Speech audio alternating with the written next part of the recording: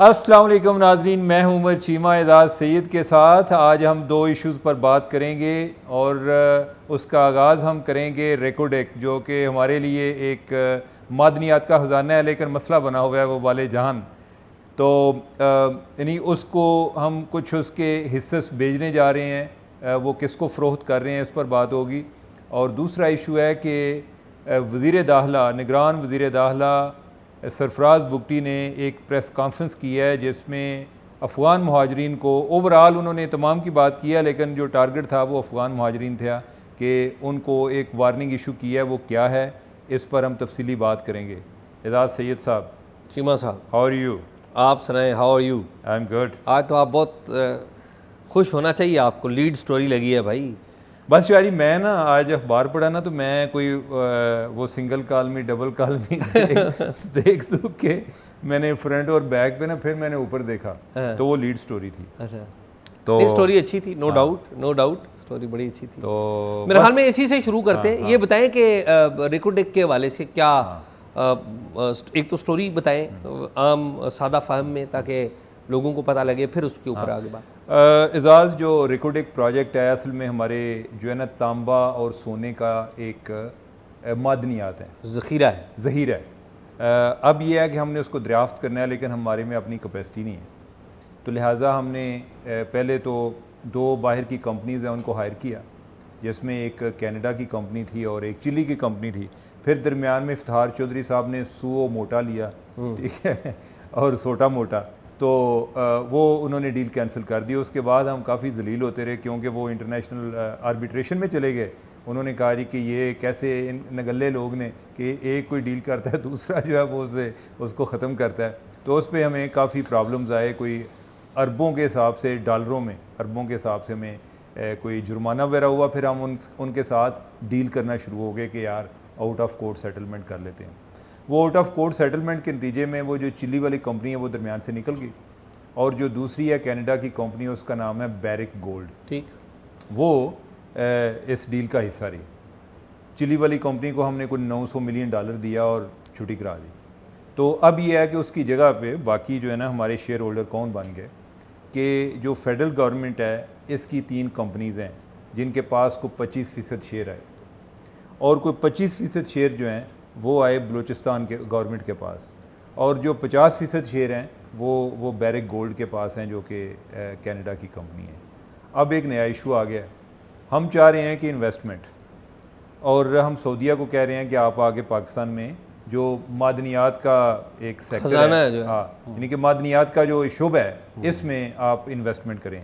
और एजाज़, ये जो रेकोडेक है ना, ये इसमें पोटेंशियल बड़ा है कि ये जितना एक लंबा ज़हीरा है ना, यानी कि सिलसिला है, ये जो कान का है इसको पता नहीं स्ट्रिप कहेंगे या क्या कहेंगे, ये इससे पहले एक ना कनाडा से चिली तक था, और पाकिस्तान में इधर से बलूचिस्तान से ये जो स्कर्दू तक है, यानी कि ये 2 बड़े ज़हीरे समझे जाते हैं, यानी कि जिसमें बहुत पोटेंशियल है, ठीक है, कि जिसमें शायद हम भी अमीर हो जाए।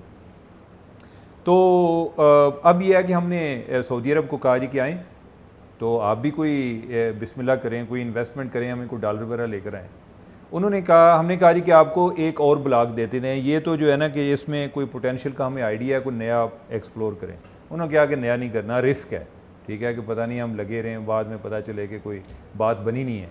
तो हम नए पर भी जाएंगे, लेकिन जो पहले वाला है ना, इस पर हमें आप शामिल करें। अच्छा, जो बैरिक गोल्ड वाले हैं ये भी बड़ा इसरार कर रहे थे जी कि सऊदीया को लेकर आएँ। अच्छा, हमें भी पैसों की ज़रूरत है और लोग हमारी मजबूरी का फ़ायदा भी उठाते हैं। अब यह है कि सऊदीया को हम इन्वॉल्व कर रहे हैं, और ये जो SIFC बनी हुई है, जो कि इन्वेस्टमेंट के हवाले से स्पेशल इन्वेस्टमेंट, पता नहीं क्या नाम है उसका, तो यानी कि जो बाहर से इन्वेस्टमेंट के हवाले से भी कर रही है, ठीक है। उन्होंने लेटर लिखा, लेटर किसको लिखा, जो फेडरल गवर्नमेंट की 3 कंपनीज़ हैं, जिसमें OGDCL है, oil and gas development company है, जो पाकिस्तान पेट्रोलियम लिमिटेड है, और एक और है यानी कि गवर्नमेंट होल्डिंग प्राइवेट लिमिटेड। इन तीनों के पास जो है ना मजमूई तौर पे 25% जो है शेयर हैं, और इन्होंने ही वो जो चिली की कंपनी है उसको पेमेंट भी इन्होंने की है। अब ये एजाज़, ये आप समझें कि जैसे ना वो OGDCL और PPL वगैरह जो है ना जिनके शेयर जाने हैं, उनके साथ ये एक तरह से है ज़बरदस्ती। वो कोई बड़ी खुशी के साथ इस डील में नहीं जाना चाह रहे, लेकिन ये है कि गवर्नमेंट का फैसला है कि आप ये ट्रांजैक्शन को कंक्लूड करें सऊदी इन्वेस्टर्स के साथ। और उन्होंने फाइनली, पहले वो ये चाह रहे थे इस चीज़ को इतना खुफिया रखना कि वो नहीं चाह रहे थे कि किसी जगह पे हम इस बात को पब्लिक करें, लेकिन उनकी कोई रिक्वायरमेंट थी कि जिसमें उन्हें स्टॉक एक्सचेंज में लिस्टेड कंपनीज़ हैं PPL और OGDCL, उधर इन्होंने जो है ना इस चीज़ को पब्लिसाइज़ कर दिया कि हमारी ये इंटेंशन है, इसको कहते हैं मटीरियल इन्फॉर्मेशन। तो मैंने फिर मज़ीद जब उस पर चेक किया, SIFC से भी मैंने चेक किया, तो उन्होंने कहा जी कि हाँ ये डील हो रही है। पहले इनको ये कहा गया था कि आप 25 दिसंबर तक डील तय करें। ये है स्पेशल इन्वेस्टमेंट फैसिलिटेशन काउंसिल। हाँ ठीक, अल्लाह थोड़ा भला करे जी। आपने जो है ना काफ़ी सोचा भी है, कोई इस्तेमाल भी कर रहे हैं गूगल पर? नहीं चीमा साहब मैंने बंद लेकिन ये है कि शायद ये आपने जिस तरह भी नाम इकट्ठा किया है उसको आपने दिमाग पर जोर दे के मैं आपको अप्रिशिएट करता हूँ। और मैं आपको अप्रिशिएट करता हूँ कि आपने खबर दी है और अच्छी खबर दी है। Thank you Shah ji. तो वो पता चला जी कि अभी तो हमने अपने जो शेयर है ना उनकी वैल्यू भी लगानी है कि उनकी वैल्यू क्या है। ऐसे ही है जैसे आपके पास प्लाट है और आपको बेचने की ज़रूरत पेश आ गई है और आपको ये नहीं पता कि आजकल इसकी वैल्यू क्या है, तो वो उसके लिए एक थर्ड पार्टी असेसमेंट हम कराना चाह रहे हैं और उसके बाद कोई 31 मार्च तक ये डील हमने कंक्लूड करनी है। तो तवक्को हम ये कर रहे हैं कि सऊदीया को हम शेयर दे के, अपने शेयर बेच के, और उसके नतीजे में और भी सऊदीया से इन्वेस्टमेंट आएगी। एक और इधर मसला बना हुआ है, गवर्नमेंट ऑफ पाकिस्तान ये चाह रही है कि बैरिक गोल्ड वाले भी बड़े एक्साइटेड हैं नहीं कि सऊदीया को लेकर आएँ, हमारी तो मजबूरी है, हम चाहते हैं।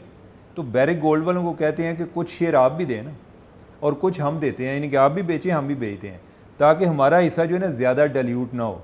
कि अभी तो हम जो है ना ओवरऑल सूबाई और मरकज़ी हुकूमत जो है हम जो है ना 50% के मिला के हम 50% के मालिक हैं। तो अगर हम शेयर और चले जाते हैं तो हम मिनॉरिटी शेयर होल्डर बन जाएंगे। मेरा नहीं ख्याल वैसे बैरिक गोल्ड वाले मानेंगे, उन्होंने 50% अपने रखने हैं, बाकी जो है हमने बेचने हैं। मैंने पूछा कि क्या हम ये चाहेंगे फेडरल गवर्नमेंट के को बलूचिस्तान वाले जो है उन्होंने कहा कि तुसी शेयर अपने बेच दो। उन्होंने कहा जी हम ये नहीं चाहेंगे कि उनके अंदर को मज़ीद महरूमी आए, तो या तो हमें अकेले कुर्बानी देनी पड़ेगी या फिर यह है कि बैरिक गोल्ड को भी कहेंगे कि भाईजान आप भी कोई साथ उनको पार्टनर बनाएं, हम भी शेयर बेचते हैं उनको, कुछ आप बेचें कुछ हम बेचते हैं। लेकिन चांसेस ज़्यादा यही हैं कि पाकिस्तान जो फेडरल गवर्नमेंट है इसको अपनी ही कुर्बानी देनी पड़ेगी। तो ये एजाज़ स्टोरी है जो कि एक ओवरऑल फाइनेंशियल मार्केट के लिहाज से एक बड़ी सिग्निफिकेंट है। जो बैरिक गोल्ड वाले हैं, पहले एक रॉयटर्स को इंटरव्यू में भी वो इस बात का, इस ख्वाहिश का इजहार कर चुके थे कि हम चाहते हैं कि सऊदीया वाले इन्वेस्टमेंट करें। अब सऊदीया के साथ जो बैरिक गोल्ड का प्यार क्यों है इसका मुझे नहीं आइडिया, लेकिन ये है कि जो वो उनकी भी ख्वाहिश है और हमारी भी मजबूरी भी है, तो हम ये फाइनली डील करने जा रहे हैं और हमें उस सारे अमल में ये तो ख्वाहिश थी और हम मजबूर थे। हाँ ठीक है, हाँ बस यही हम जो है ना ये मजबूर वाला लफ्ज़ तो ठीक है, जो बाकी लगता है उसकी जगह हम ख्वाहिश लगाते हैं। तो ऐसे ही एजाज ये स्टोरी है। हाँ लेकिन वेरी गुड चीमा साहब, वेरी गुड। तो उसमें इन्हें ये तो है यानी कि हमारे जो है शॉर्ट टर्म गेन होते हैं ना, गरीब आदमी का इतनी लंबी सोच ही नहीं सकता। हमारा यही है कि यार कुछ $4 आ जाएंगे, हमारा जो ये बैलेंस ऑफ जो पेमेंट वाला क्राइसिस चल रहा होता है, को हो सकता है कि डॉलरों की वजह से कोई 4 दिन हमारे कब तक ये हो जाएगा ये को पता लगा? इन्होंने पहले तो इन्हें PPL और OGDCL वगैरह को कहा था कि आप जो है ना इस दिसंबर के एंड तक इसको कंक्लूड करें, बल्कि 25 दिसंबर तक करें। फिर बाद में वही मैंने आपको बताया कि अभी तो भाई वैल्यू, शेयर की वैल्यू ही नहीं आइडिया कि आपने कितने का शेयर बेचना है। तो फिर इन्होंने अब चूँकि थर्ड पार्टी असेसमेंट करा रहे हैं, लेकिन वो भी इतना बड़ा इशू नहीं है। वो इनका ये ख्याल है कि दिसंबर के शुरू तक वो हो जाएगी, हमें पता चल जाएगा कि हमारे शेयर की कितनी वर्थ है। अगर लेट से कि अगर 12 रुपये का एक शेयर, मैं एक मिसाल दे रहा हूँ, 12 का नहीं, महंगी चीज़ है, तो 12 का है तो क्या हम उसको 12 का ही बेच सकते हैं या 10 का बेचना है या 8 का बेचना है, या इस उम्मीद पे कि आप हो सकता है 10 का बेच दें कि शायद इनको देने से और भी कोई हमें कोई इन्वेस्टमेंट आ जाएगी। ठीक बात। तो ये मार्च तक कह रहे हैं, ठीक है। वो अलग बात है कि कई लोग इसका मतलब ये भी निकाल रहे हैं कि अगर डील मार्च में हो रही है, पैसे तब आ रहे हैं, तो हो सकता है कि इलेक्शन भी आगे चले जाएं। ठीक है। अब मुझे नहीं आइडिया कि ये बात इसका कोई तुक बनता है या नहीं, लेकिन इस तरह के लोग तुके लगा रहे होते हैं साथ, ऐसे ही। तो एजाज ये स्टोरी है। अब आप सुनाओ, आपके पास क्या है? मेरे पास ये है कि चीमा साहब, मैं अभी आ रहा हूँ, वज़ीर दाखिला सरफराज भुगटी साहब ने अगले दिन जब हमारे पास आए थे तो उन्होंने जो अनाउंसमेंट की थी उस अनाउंसमेंट पर अमल दरामद शुरू हो गया है। हमारे प्रोग्राम में उन्होंने अनाउंस किया था टॉक शॉक में कि ये असल में बड़ा फोरम है ना शाह जी। हाँ इधर जो लोग आइडियाज़ डिस्कस करते हैं, जी जी जी ठीक है, इधर आके और फिर बाद में उन पे जो एग्जीक्यूशन होती है, इम्प्लीमेंटेशन बाद में होती है। चीमा साहब 31 अक्टूबर डेडलाइन दे दी गई है तमाम गैर मुल्कियों को जो गैर कानूनी तौर पर पाकिस्तान में मुकीम है। जब हम गैर मुल्की कहते हैं कि तमाम गैर मुल्की जो गैर कानूनी तौर पर पाकिस्तान में मुकीम है, तो इसका मतलब ब्रॉडली गैर कानूनी तौर पर पाकिस्तान में मुकीम अफ़गानी होता है, अफ़गान होता है, अफ़गानी नहीं अफ़गान, ठीक है। और 31 अक्टूबर के बाद से 1 नवंबर से एक क्रैकडाउन का आगाज़ किया जा रहा है। फेडरल गवर्नमेंट की तरफ से एक टास्क फोर्स कायम कर दी गई है वजारत दाखिला की तरफ से, जो कि क्रैकडाउन करेगी।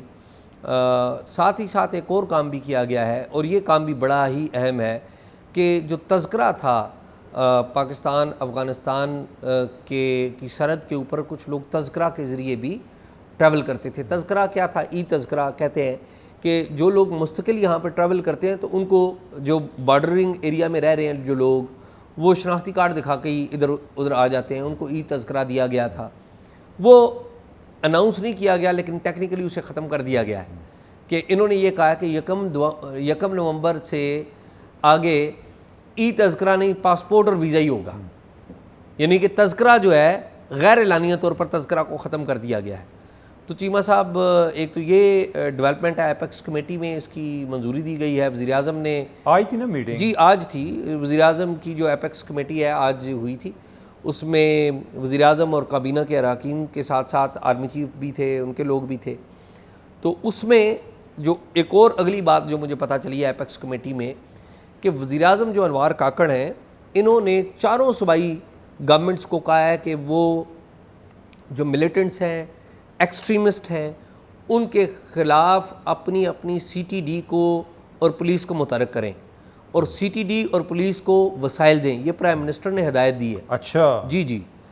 यानी कि जो हम अक्सर बात करते रहते हैं कि CTD को नहीं तवज्जो दी जाती, और फिर साथ ही साथ उन्होंने नेक्टा को, जो नेशनल काउंटर टेररिज्म अथॉरिटी है, उनके सरबराह भी रायतायर भी वहाँ पर मौजूद थे। तो नेक्टा को भी हिदायत की गई है कि वो चारों सूबों की जो पुलिस और पर्टिकुलरली CTDs को गाइड करें। यानी कि गाइडेंस जो है वो नेक्टा देगी, यानी कि नेक्टा का ऑफिस अब अहम हो रहा है।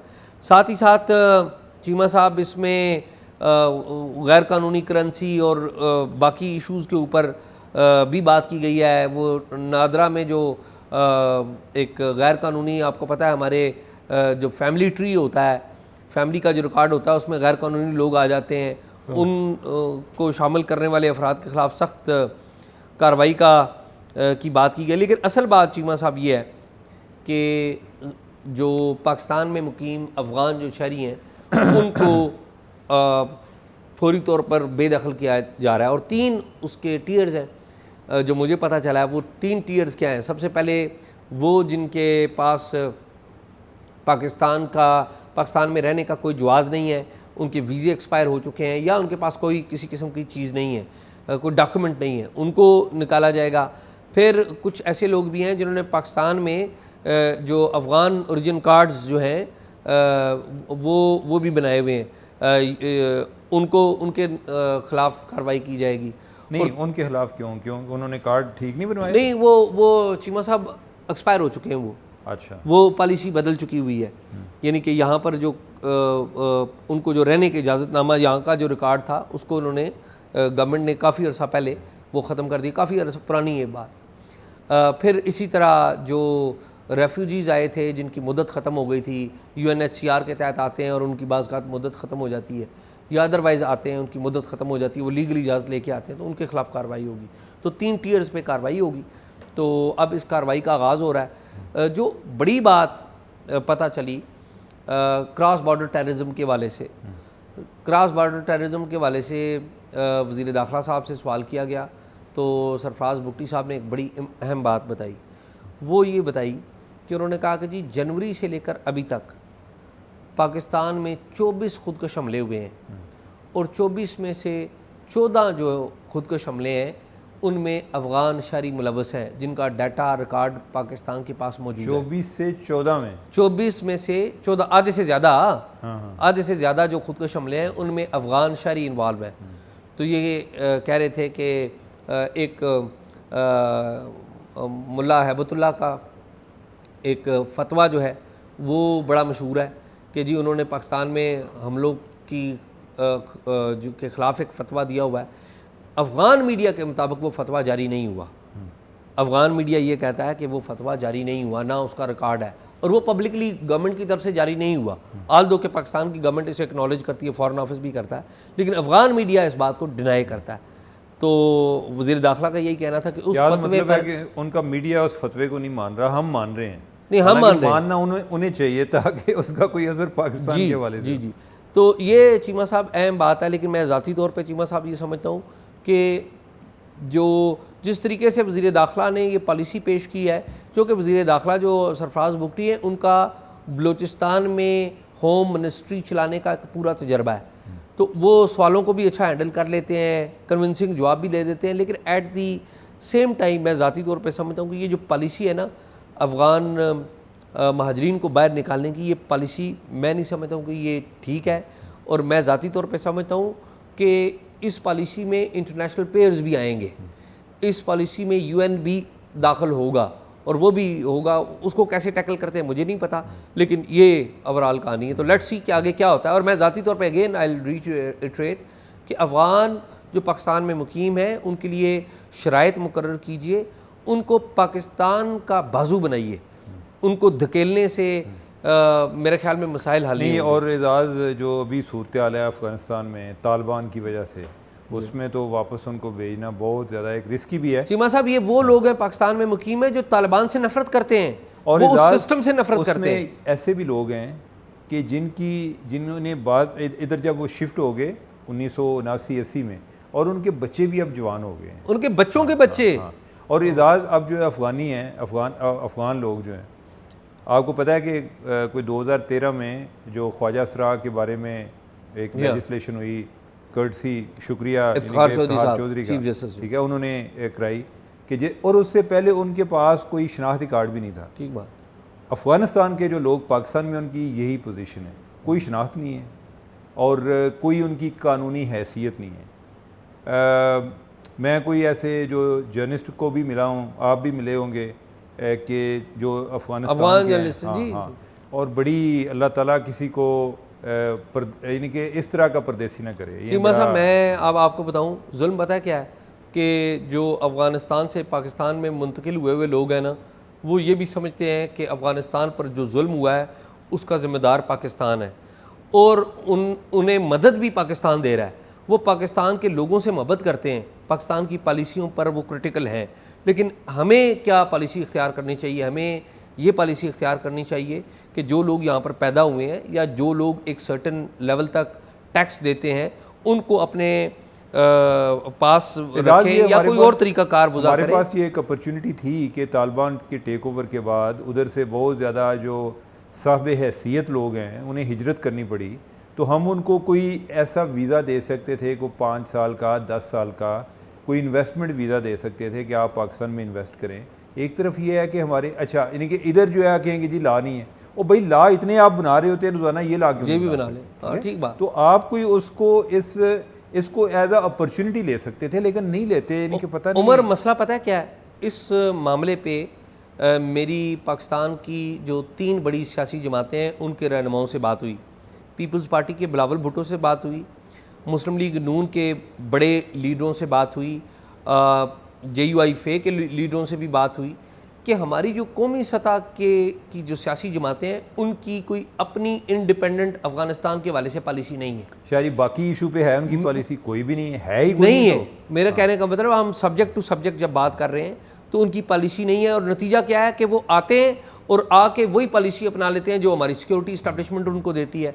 नतीजा क्या है? फिर बाद में कहते हैं जी देखें जी ये गलत काम तो उनकी। अच्छा एजाज, वैसे एक बात ये है कि मैं समझता हूँ कि इस मामले में सिक्योरिटी इस्टेब्लिशमेंट को जरूर कंसल्ट करना नहीं, चाहिए। कंसल्ट ये ऐसे ही है, एक मिनट, ये ऐसे ही है कि जैसे जर्नलिस्ट हैं, मीडिया के बारे में कोई लॉ बनाना चाहते हैं तो आप मीडिया को पूछे बगैर ही लॉ बना लें, ठीक है, वो भी ठीक नहीं है। लेकिन यह है कि आप इस पे एक कैंडिड कन्वर्सेशन करें कि यार क्या तरीका है कि आपकी ढाकिज़म चल रही होती है, एक टाइम आप जो है पपियाँ जपियाँ शुरू कर देते हैं, एक से टाइम आप फायरिंग करना शुरू कर देते हैं कि किधर हम स्टैंड किधर करते हैं। उमर, मैं तो ज़ाती तौर पे समझता हूँ कि यहाँ पर इस्लामाबाद में कुछ ऐसे थिंक टैंक हैं जिनको मैं जानता हूँ, उन्होंने अपनी कंसल्टेशंस करवाई हैं जिसमें उन्होंने पाकिस्तान में मुकीम अफ़गान जो महाजरीन हैं उनको भी बुलाया है, सिक्योरिटी इस्टेब्लिशमेंट के रिटायर्ड लोगों को, ज़ाहिर हाज़िर सर्विस अगर बुलाएं तो मेरे इल्म में नहीं, उन लोगों को भी बुलाया है, जर्नलिस्ट को भी बुलाया और लोगों को भी बुलाया है। लेकिन प्रॉब्लम कहाँ पर आ रहा है? प्रॉब्लम ये है कि ये जो पॉलिसी थिंकिंग प्राइवेट लेवल पे, थिंक टैंक लेवल के ऊपर हो रही है, उसको कोई पॉलिटिकल अम्ब्रेला देने के लिए तैयार नहीं है। पॉलिटिकल अम्ब्रेला अल्टीमेटली कौन लेता है या फैसले कौन करता है? वो सिक्योरिटी इस्टेब्लिशमेंट करती है, और वो कैसे करती है? मोस्ट ऑफ द टाइम उनके जो है वो फौजी थिंक टैंक है। तो ये प्रॉब्लम कहाँ पर है? बातचीत में, कि अगर वो कोई करते हैं तो वो इधर बात नहीं करते और हम कोई करते हैं तो हम उधर बात नहीं करते। मेरा ख्याल है हमारी जो सियासी जमातें हैं इनको इस्टेब्लिशमेंट से इस मौजू के ऊपर बात करने की ज़रूरत है, और बाकी स्टेक होल्डर्स यानी कि अफगान महाजरीन जो यहाँ पर मुकीम है उनसे भी बात करने की ज़रूरत है कि कैसे हम लाएं, और बाकी और लोगों जो स्मगलिंग के हवाले से कोई उनकी इंटीरियर मिनिस्टर की ये भी स्टेटमेंट आई है कि अगर कोई फौजी मुलव्वस पाया गया तो उसको कोर्ट मार्शल होगा। जी बिल्कुल ऐसे। क्या ये आपको लग रहा है कि होगा? चीमा साहब, मेरे ख्याल में होगा। उसकी वजह यह है, आज से तकरीबन 3 हफ्ते पहले GHQ में DG मिलिट्री ऑपरेशंस ने एक इजलास मुनक्कद किया, और DG मिलिट्री ऑपरेशंस के उस इजलास में चारों सूबाई जो चीफ सेक्रेटरी हैं और IGs वो भी शरीक थे, वफाकी हुकूमत से, FBR से और बाकी इदारों से वहाँ पर लोग मौजूद थे। तो जो DG मिलिट्री ऑपरेशंस ने मेरी इतलात के मुताबिक आगाज़ जो किया ना, वो आगाज़ सीमा साहब इस तरह से किया, उन्होंने कहा कि जी हम स्मगलिंग के ख़िलाफ़ जो है वो क्रैकडाउन करना चाहते हैं, और हमें पता है कि हमारे अपने लोग भी स्मगलिंग में मुलव्वस हैं। और मैं इस बात का आगाज़ इसलिए कर रहा हूँ क्योंकि मुझे हिदायत है आर्मी चीफ़ की तरफ से कि हमने अगर हमारा कोई बंदा इन्वॉल्व पाया गया, चाहे FC है या कोई और है, उन्होंने नाम FC का लिया मेरी इतलात के मुताबिक, तो हम उनके खिलाफ कार्रवाई करेंगे। ये बात कोई और बंदा नहीं, ये वज़ीर दाखिला ने तो अभी बात की ना प्रेस कॉन्फ्रेंस में, ये इनसे 3 हफ्ते पहले DG मिलिट्री ऑपरेशंस की एक मीटिंग है जो GHQ पिंडी में हुई है। मैं आपको बताऊं कि इस लिहाज से जो जनरल आसिम मुनीर है ना, वो एक मैं उनको अप्रिशिएट करता हूँ, ठीक है, बड़ी मेहरबानी आप। हाँ, यानी कि और आप हैं भी आपकी सैयद बरादरी हैं, और ये मैं I have a reason to appreciate. नहीं चीमा साहब, हर बंदे के पास रीज़न होती है, नहीं, जो भी है, नहीं कि मुझे तो बताने देना। नहीं प्लीज़। हाँ, एजाज़ आपको पता है कि जब 9 मई का वाक़या हुआ था, ठीक है, और उसके बाद आर्मी चीफ़ जब गए ना लाहौर में, तो इन्होंने पुलिस को भी खिताब किया। तो मैं किसी पुलिस वाले को पूछ रहा था कि क्या हो रहा है, उसने कहा कि आर्मी चीफ़ ने कहा कि किसी के लिए रहम नहीं है, जो बंदा मुलव्वस पाया गया उसके लिए रहम नहीं है, ठीक है। और उन्होंने साबित किया, हदीजा शाह केस एक टेस्ट केस बन गया था। जी जी। इसी तरह जो जनरल यूसुफ हैं, जो vice chief of army staff थे मुशर्रफ के साथ, 4 स्टार जनरल, जी जी, उनके दामाद जो कि एक साबिक IG के बेटे थे, उसको भी पकड़ा गया। एक जो जनरल साहब थे उनकी वाइफ पकड़ी गई, ठीक है। एक जो जनरल साहब थे उनका और कोई दामाद भी था मेरे ख्याल, जिनकी वाइफ थी दामाद भी था शायद, तो उन्होंने उसमें कोई तफरीक नहीं की। अच्छा, एक और मैं आपको याद कराऊँ कि जब ये स्मगलिंग के ख़िलाफ़ एक्शन के हवाले से जब बात अभी शुरू हुई थी, तो आपको आइडिया है कि मैं और आप एक बड़े अहम जगह पर बैठे हुए थे, यानी कि अहम लोग हमें इधर आपको डिस्कस भी करते हैं ना, मुल्की मामलात क्या चल रहा है। अच्छा, उधर जो है स्मगलिंग की बात हुई तो मैंने फ़ौरन ये बात की, मैंने कहा कि वो तो आर्मी उसमें इन्वॉल्व है, लेकिन मेरा पॉइंट ये था कि आर्मी जब इन्वॉल्व है तो क्या आप एक्शन लेंगे, ठीक है। तो आगे से जवाब देने वाले ने ये जवाब दिया, दरवेश ने आगे से जवाब दिया। दरवेश बोला, उसने कहा कि आर्मी चीफ ने कहा है कि नो मैटर, अगर हमारे बंदे भी इन्वॉल्व हैं तो इनको भी पकड़ेंगे, ठीक है। अच्छा, एजाज जो अब इसमें कामयाबी है ना, वो कामयाबी किस लिए हो रही है? अगर तो आपके अपने बंदे इन्वॉल्व हैं और आप अपने बंदों को ही उन पर लगा देते हैं जी कि इनको चेक करें, तो चांसेस होता है कि बाज़ औक़ात आपका एक दूसरे के लिए नरम गोशा भी होता है, बाज़ औक़ात कोई पार्टनर इन क्राइम भी होते हैं, बाज़ औक़ात उनको लगता है यार फ़लाँ को छोड़ दें, फ़लाँ को छोड़ दें। इस दफ़ा जो है ना आर्मी चीफ़ ने वो एक IB भी बहुत ज़्यादा इस मामले में एक लीड रोल प्ले कर रही है, और IB ने आर्मी चीफ के आने से पहले ही इन्होंने उधर जो ये अफ़गानिस्तान और पाकिस्तान और ईरान का जो बॉर्डर है और पाकिस्तान और अफ़गानिस्तान का जो बॉर्डर है, इस एरिया में जो स्मगलिंग है उस पर बड़ा डिटेल काम किया हुआ था और वो उसका अभी फ़ायदा हो रहा है कि अब उनके पास एक काउंटर इंटेलिजेंस भी मौजूद है कि वो सिर्फ यही नहीं है कि आर्मी की तरफ से इंफॉर्मेशन आ रही है, आपको दूसरे इदारों की तरफ से भी आ रही है और ये उनकी एक बड़ी बहुत बड़ा एक स्टेप है और बड़ा बोल्ड स्टेप है। अच्छा चीमा साहब, आपको एक ख़बर भी देता हूँ कि एक तो आईबी ट्रेडिशनली अच्छा काम करती है, सिविलियन इंटेलिजेंस एजेंसी है, सिविलियन लोग बैठे हुए हैं। एक आईबी को एक और एडवांटेज भी है इस दफ़ा कि आईबी के जो सरबराह है ना फवाद असदुल्ला और आर्मी चीफ आसिम मुनीर, ये दोनों एक कोर्स में इकट्ठे रहे हैं। अच्छा, NDU में इनका कोर्स जो है ना ये इकट्ठे रहे हैं, तो दोनों एक दूसरे को बड़ा अच्छा जानते हैं। तो वो आम तौर पे एक होता था ना कि वो लड़ाई होती थी ISI में और IB में, एक ट्रेडिशनल लड़ाई होती थी, फ़ौज भी IB को अपना एक दुश्मन सोचती थी। तो इस दफ़ा जो है ये वन पेज ही है और जो फवाद असदुल्ला हैं उनके साथ जो नीचे टीम है, बड़े वो भी एक्सपीरियंस्ड लोग हैं, उनका पुराना एक रिकॉर्ड है। वो जो वज़ीर दाखिला हैं सरफराज बुगटी, उनको उनके जो ऑफिसर्स हैं रेलेवेंट जो IB हेडक्वार्टर्स हैं, ये इनके जो अहम इजलास होते हैं उसमें हर इजलास में वो ब्रीफिंग देते हैं IB के ऑफिसर्स, और प्राइम मिनिस्टर को भी रेगुलर ब्रीफिंग दे रहे हैं और at the same time army को भी लूप में रखा हुआ है। तो इस दफ़ा जो एक जो खिंचाव था ना, पुल एंड पुश, वो नहीं है, बल्कि ये है कि बहुत सारी मीटिंग्स में कोई ISA के जिधर लोग मौजूद होते हैं उधर IB वाले भी होते हैं, यानी कि जिनमें को आर्मी चीफ मीटिंग ले रहे होते हैं। तो एनीवे, और जो इस दफ़ा फारा मूवमेंट जो अच्छी चीज़ हो रही है उसमें जो एक डिपार्टमेंटल कोऑर्डिनेशन है वो भी काफ़ी पाई जाती है। अल्लाह करे कि ये कायम रहे, क्योंकि वो राइवलरी के चक्कर में, कि क्रेडिट के चक्कर में बाज़ का ओवरऑल पूरी स्टेट ही सफ़र कर रही होती है। तो चीमा साहब ये कायम रहना चाहिए। एट द सेम टाइम मेरे ख्याल में जो मिलिट्री का जो इंक्रीज्ड रोल है ना, ये मेरे ख्याल में मिलिट्री को इस बात को सोचना चाहिए और आई बिलीव वो सोचेंगे कि ये एक अच्छा मैसेज नहीं है ओवरऑल, क्योंकि देखें ना मुल्क में पॉलिटिकल डिस्पेंसेशन नहीं है, उसकी वजह से मिलिट्री जूं आगे आ रही है ना, वो ठीक है आज तो बड़ी यानी कि लोग जिंदाबाद के नारे लगा रहे हैं, लेकिन इसका बड़े डाउन इफेक्ट भी है।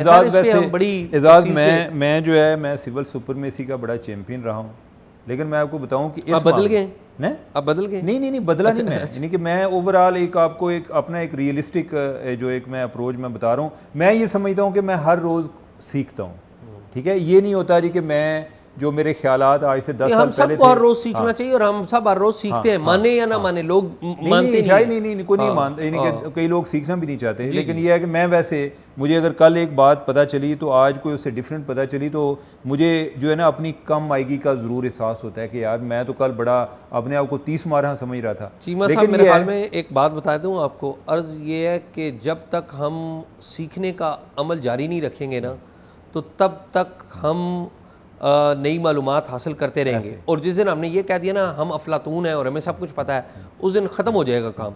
तो और अफलातून इसलिए था क्योंकि वो सीखता था और वो कहता था। अच्छा, लेकिन ये है कि ये खैर हमारी बहस लंबी हो जानी है, लेकिन जो मिलिट्री है, मिलिट्री को भी इधर पहुँचाने में काफ़ी हद तक PTI ने अपना रोल प्ले किया है। सब ने चीमा साहब PTI को आप मुर्दल इल्जाम ना ठहराएं, सब ने रोल प्ले किया है। बात सुने ना, ठीक है। यानी कि बाकी जो जमातें हैं वो पहले, बाकी जमातें ये नहीं है कि मैं कह रहा हूँ कि बड़ी आइडियल जमातें हैं, यानी कि हम एक केस टू केस बेसिस पे बात कर रहे हैं कि अब यही है ना कि अगर जर्नलिज्म की बात कर लें कि आपने एक स्टेज पे तय कर लिया कि मैंने बड़ी एथिकल जर्नलिज्म करनी है, उस दौरान कोई 2-3 और नए लोग आते हैं, वो गालियों वाली जर्नलिज्म करते हैं, पता चलता है रेटिंग बढ़ गई है, ठीक है, तो आप पर भी एक प्रेशर आना शुरू हो जाता है कि यार इस तरह नहीं, फलां चीज़ सेल करती है, फलां चीज़ सेल करती है। लेकिन चीमा साहब आपने और मैंने जब ये टॉक शॉक शुरू किया और उस वक्त गालम गलोच भी थी, वो आज भी है, इल्ज़ामात थे, बदतमीजी थी, अभी कम हुई है लेकिन आज भी है, कम हुई। क्या मैंने और आपने कभी ये सोचा कि हमें नंबर कम आएंगे? हमने नहीं सोचा, और लेकिन हमारी रेलेवेंस क्या हुई? यानी कि मैं ज़ाती तौर पे समझता हूँ कि with the passage of time लोगों ने हमें एक्नॉलेज किया। क्यों किया? ये जो बात आप कह रहे हैं ना कि वो उन्होंने ज़्यादा रोल लिया, मेरे ख्याल में ये ओवरऑल PTI का एक लीड रोल है उसमें, नो डाउट अबाउट इट, लेकिन मुस्लिम लीग नून का, पीपल्स पार्टी का और बाकी लोगों का और ख़ुद आर्मी का भी एक बड़ा रोल है ये जस्टिफाई नहीं हो सकता कि अब ये है ना कि फिर बहस लंबी हो जाएगी। हाँ, यानी कि नाज़रीन, आपने हमारी गुफ्तगू सुनी और हमें इजाज़त दीजिएगा, अपनी को राय देते रहें और कोई इन्फॉर्मेशन अगर देनी हो तो talkshock777@gmail.com पर हमारे साथ शेयर कीजिएगा। अल्लाह हाफिज़।